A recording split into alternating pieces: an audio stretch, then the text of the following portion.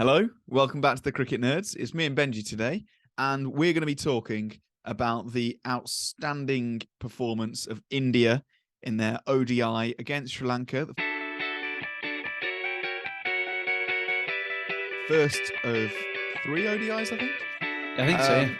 And what a performance they put in. Exactly what you want. It's like the start of the campaign before the World Cup. That's what this feels like. And you know that's what the focus of this year is going to be. It's going to be ODI and 50 over stuff this year. Last year it was definitely T20s. So yeah, what did you think first of all of India's kind of top order batting?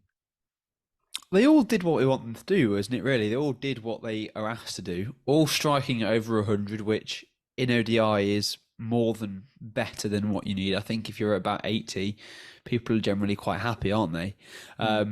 And yeah, for Rohit and Shubman Gill to pull off a 143 opening partnership inside 20 overs too, I think was just great, and it just set the tone for the rest of the innings. King KOHLI with a magnificent ton, coming back into form, smashing it all over the place, and eventually falling quite late in the piece. So I mean, the top three, that top order, are really just doing what they're asked to do, and allowing some handy cameos to come in from that middle order with sort of Shreyas, KL, and Hardik, and then going into the all rounders. I mean, I was a little bit surprised personally about the selection itself. I think there were some obviously difficult choices that India had to have, which is, who opens? Does Ishan Kishan have a spot? Where's Surya Kumar Yadav? I mean, he's missing, which seems ridiculous, seeing as seems to be the inform player when it comes to white ball at the minute. But yeah, I mean, what do you think about that? Do you think that Rohit and Shubman Gill are that nailed an opening partnership? Oh, it's so hard to say. I think they could be. I mean, after looking at today, the stroke play that Shubman Gill has is gorgeous. Like, he just plays such nice shots. It was a very well made 70. And honestly, I thought he threw his wicket away completely. It was a bad shot. It wasn't a great ball. It was just a bad shot. So yeah, I think Gill is a very nice opener for ODIs, and Rohit is almost certainly going to open. Ishan Kishan, I think, is a great alternative, and honestly, you want to fit him in because he is amazing, and he scored didn't get a double ton not long ago. He's in some brilliant form. He's obviously a talent to go forward, but it's whether you can fit him in. Sky again is an interesting one because he's obviously like the best T20 batter at the moment. But Shreyas Iyer was preferred over him purely because of the kind of the form that Iyer had in ODIs before, and I quite respected that decision because there's no reason why. We know what Sky can do, and I feel like India want these headaches now. Like, try out the players that are kind of, almost in the side. I don't think India need to try tons of players. I think that would be a mistake.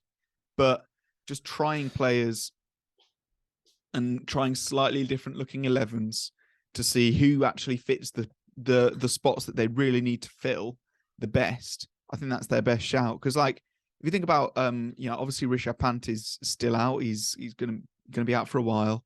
And KL Rahul is, in at 5 as the wicketkeeper batter now.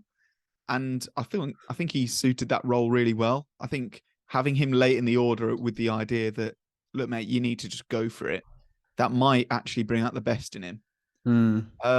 But let's just talk about KOHLI and his 45th ODI century. What a player. What a knock. Is he the GOAT? No, Don Bradman is. But I'd say Don Bradman was not as good in ODIs as Virat Kohli. Okay, Tom Robin didn't play ODIs. They didn't exactly. exist. Exactly. I think Kohli is the greatest ODI player there has been. Because I mean, the guy averages 57, and he's had 45 centuries and 64 50s. Yeah, I mean, for me, it's somewhere between Consistency. Kohli and Babar Azam. I think they're both in that conversation. Yeah. But yeah, really, he is in such good form, isn't he? And I think he's been just smashing it all over the place. And yeah, his ODI form at the minute, really, if Kohli's in form, India are going to be really scary at this next World Cup. And yeah, they're going to definitely be a side and a force to be reckoned with. Now, yeah, we are saying that Kohli obviously is nailed on for that number 3 spot, but do we think that we're going to see Shreyas Iyer and KOHLI in the actual World Cup squads? I think you alluded to it just then. I think it very much depends on the form and the fitness of the players going into it. I can see very easily Suryakumar Yadav coming back into the side for Shreyas Iyer, particularly because he does have that weakness to the short ball that we know about with Shreyas Iyer. I mean, today he was out to a spinner, but yeah, we'll see how long that goes. Just thinking a bit about some of the bowling today. Umran Malik and Mohammad Siraj. I mean, they were running in and hitting the deck hard today, weren't they? And I think Umran Malik picking up 3 wickets really justified his selection. I think he's been sort of in the India B side for a bit when they've not had all of their players available for selection.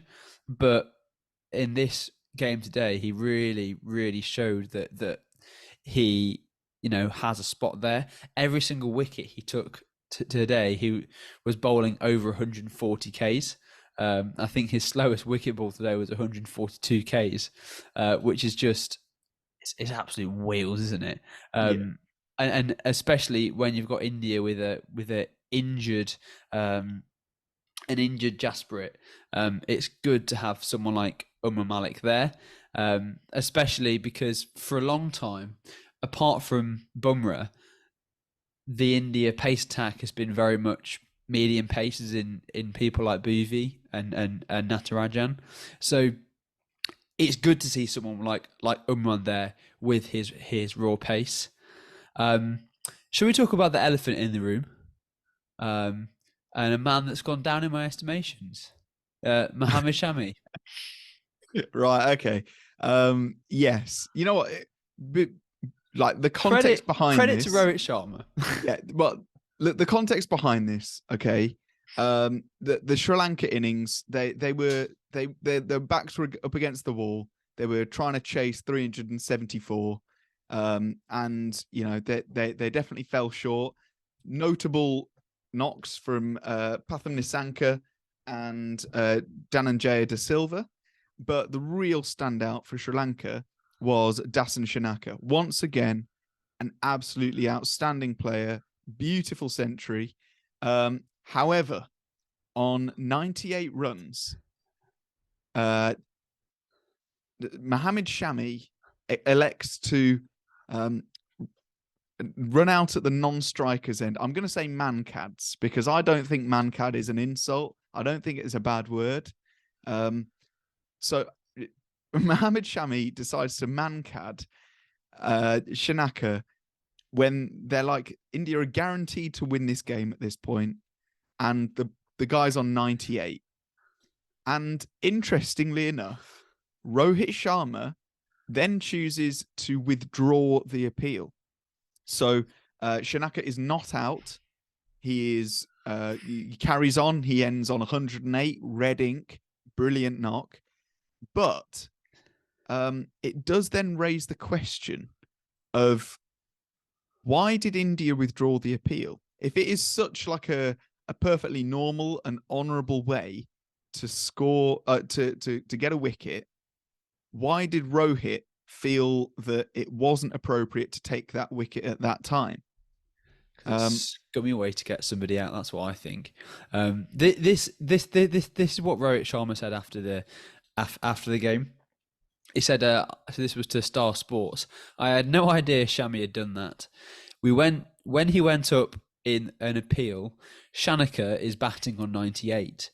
The way he batted was brilliant. We've got to give it to him. We cannot get him out like that. We wanted to get him out the way that we thought we would get him out, but that was not something we thought of. But again, hats off to him. He played really well. So it's almost like, yeah, it's okay to do this, and it's not a bad, underhand tactic. But actually, we wanted to still get him out the honourable way.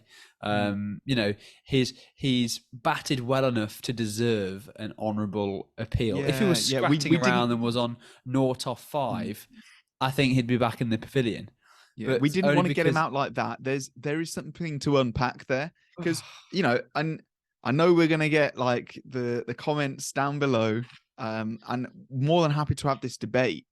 But if you don't feel comfortable taking, any wicket with that mode of dismissal and celebrating it wholeheartedly as I have completely outskilled this person, then it just raises questions. I am 100% in agreement that there should be a punishment for batsmen like stealing ground. It's out of order, and it is borderline cheating, definitely. But it is cheating. But batsmen, my view on it is just batsmen don't do it, and bowlers, if you see them doing it, just stop your run up and warn them and go back. You're well within your right to just run in, decide, nope, not going to do this, and go back out. Like, if it's me, that's what I would do.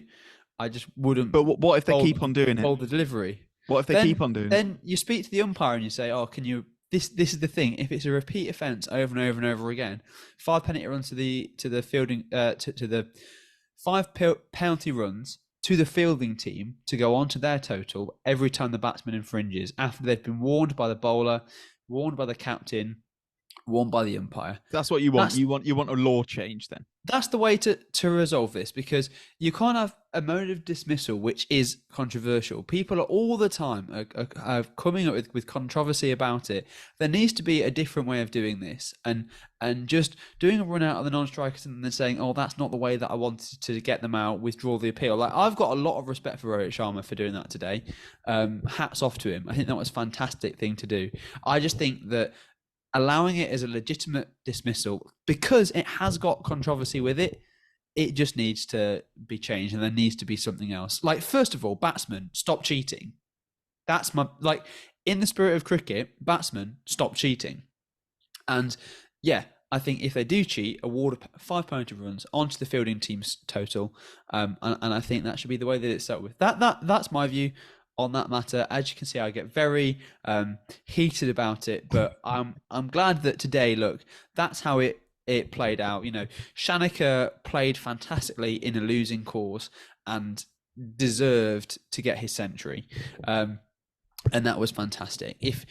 If he had a brain lapse and decides to wander out of the crease, it's not the end of the world, is it? They still won by a solid 60 odd runs, didn't they, India? So yeah, that's my view on it. I think hats off to Shanaka. He batted really well today. And yeah, everything he does seems to be turned to gold.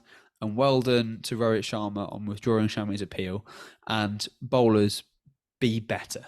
Trust yourself to get the batsman out with your bowling, not with that rubbish. Right. Rant over. Yeah. Moving on. It's the start of the South Africa T20 League today. The first match is currently going on between Mumbai Indians Cape Town, or my Cape Town, and the Pal Royals. We just kind of wanted to say we're quite excited for this. It seems like a really well thought out league. I like that they've only got 6 teams that are all kind of like packed with talent. That's really good. You don't want to dilute the talent, especially in a new league. Benji, who are you going to be supporting in this new league? Well, if you've not seen, all of the teams are owned by an LPL franchise. We've got Mumbai Indians Cape Town, my Cape Town, the Par Royals, and obviously we've got the Johannesburg Super Kings. Playing in yellow, Faf du Plessis, Captain Faf. Yeah, they're my team. I'm rooting for the Super Kings. You know, Chennai at heart, can never go away from them. So yeah, let's see what they have to play. And they're playing the Durban Super Giants tomorrow. And then I think we've got Sunrisers Eastern Cape versus Pretoria Capitals on Friday. And yeah, James, who are you supporting this year? I'm going to be supporting my Cape Town. Now, as much as it hurts me to support a Mumbai Indians team as a Punjab fan, there is no Punjab franchise. So I've gone Kings for the franchise. Well, yeah, there's no Kings franchise. So I've gone for the team that has the most Punjab players. So Liam Livingston, I don't think he's played the first game, but we've got Sam Curran in. And Rabada, who also hasn't played the first game, but still. And then it's got a bunch of Brits that I'm excited to see. But the one player I want to talk about, because we've just seen in this first half, like I say, the match is still ongoing, but in the first half, we saw Jofra Archer return after 17 long months of injury. We've seen him return to competitive match, and he has taken 3 wickets, an economy of 6.75, bowling absolute wheels. How good was it to see him again? It was really good. I'm really excited about him. I think it's such a good prospect for England, especially with a ODI World Cup coming up. I, for one, am excited to see Archer because he's going to stay in South Africa for the ODI series that I think is coming up. I think we're playing an ODI series at this. I think it's going on at the same time as the SAT20 League.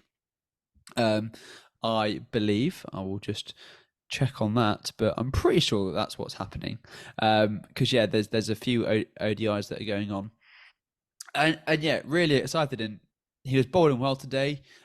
His speeds weren't quite up to where we've seen them in the past with Jofra Archer, but it was just looking fantastic. And yeah, he got a wicket maiden in his first foray back into professional bowling, and yeah, first competition in 17 months, and he gets a wicket maiden for his first over, which I thought was fantastic. Yeah, so good to see him back. Also, Ollie Stone today bowled really well, bowled a real good Yorker to dismiss Josh Butler. Excited to see what he can do for Notts next season. Yeah, it should be good. Oh, Sam Curran's out, batting at number 3 for Mumbai Indians, Cape Town. He's out? No, he's batting. Oh, okay. Cool. He's in at number 3, been promoted to finish off.